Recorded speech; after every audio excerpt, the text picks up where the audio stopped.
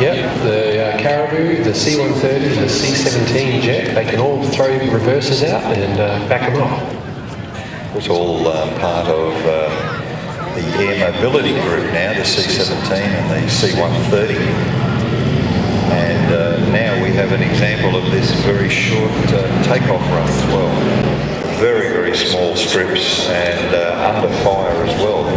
We did actually lose a couple of these aircraft up there. Yeah, it was pretty dangerous operations up there. Lots of enemy fire, and also not just in Vietnam, but also in Papua New Guinea, where during peacetime the Caribou operated to great effect, and was very popular with everyone up there for the amount of cargo it could haul, people it could carry, and the short, unprepared, rough strips, and the bush flying in Papua New Guinea that this aircraft was able to operate in. I mean, as you saw there, it can take off at about 220 metres, and naturally that's a bit less than good headwind. And it can carry 32 fully armed troops, or 22 stretcher chases, and 2 jeeps, or up to 4 tonnes of supplies. So it's pretty good at getting men and equipment into those frontline battlefield airstrips. Of course, flown today by Doug Haywood. I love how they land it so flat. It's almost like a three-pointer every time. Get the weight on the wheels and get the props into reverse as quick as possible.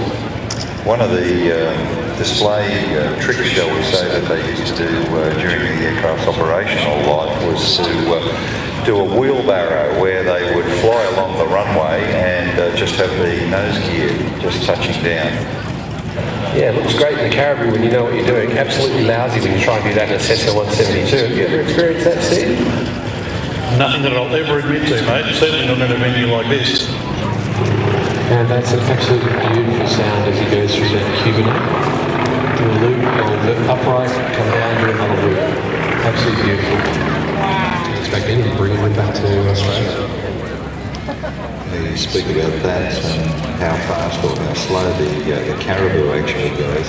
We've also got Haas memorabilia that are available in the big #1 green hanger. There's also plenty of other airshow memorabilia around. The Paul Bennett trailer is there. And right now in Airshow Alley, Aviation Alley, we've got the Russian roulettes signing autographs.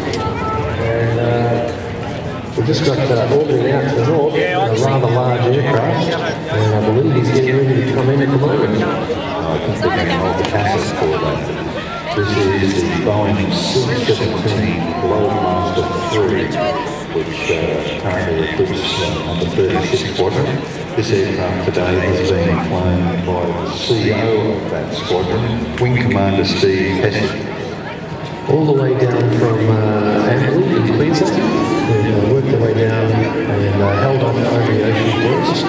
But they're now ready, they're lining up on the runway to come in and do their task. So they've looked away. And there are about 250 of these have been built. 2 major variants, and as at 2015 there are 9 countries operating this aircraft. Wonderful to see them here in Australian service too. The original delivery only had 3 or 4 aircraft.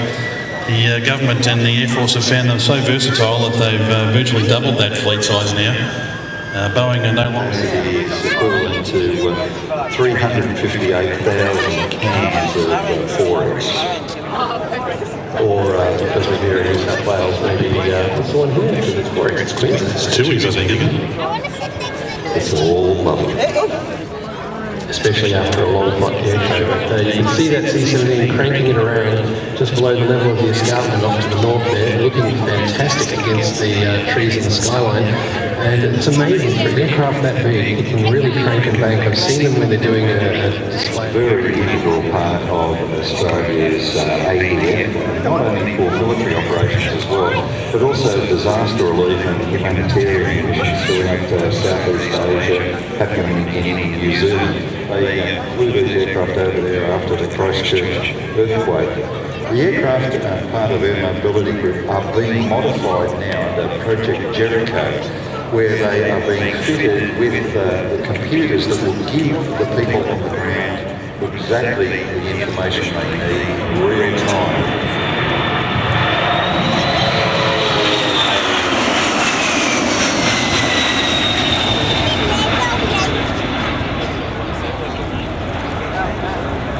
Beautiful sound, mate, beautiful sound. And look at that climb. It handles so well. I've sat in the cockpit of the C-17 and it's got a joystick, it's got a HUD, it's got everything in there. You feel like you're strapping yourself into a rather roomy fighter. And the guys tell me that with those slats on the wings, she handles pretty well. You've seen the photos of them operating in the States where they do mass parachute drops. And I've counted 20 of these aircraft full of paratroops all leaping out at exactly the same time. It's just Mushroom City.